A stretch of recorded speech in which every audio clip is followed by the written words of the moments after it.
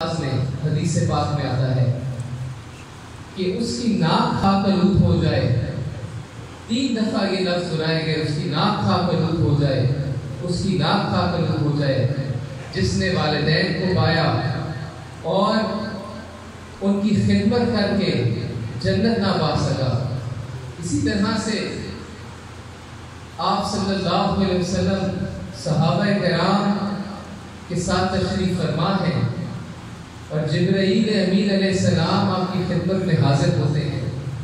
آپ صلی اللہ علیہ وسلم آمین آمین آمین 3 مرتبہ فرماتے ہیں.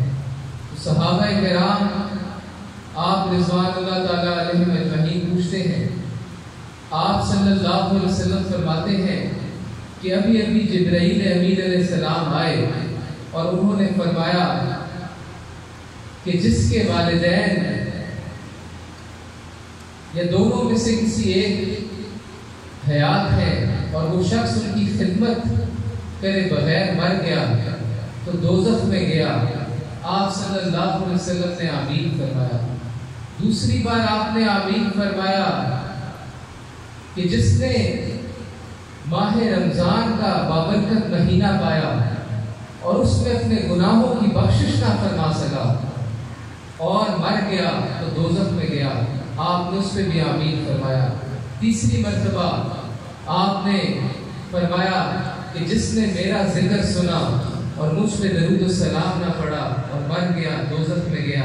آپ نے آمین فرمایا.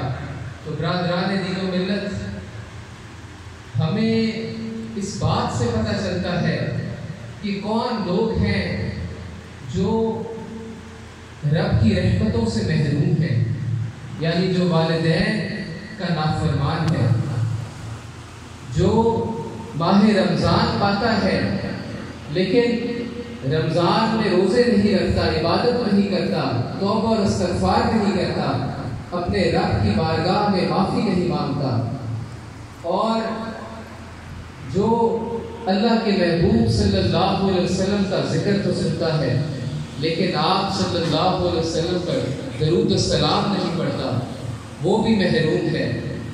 برادران دین و ملت، ہم خوش قسمت ہیں اور بالخصوص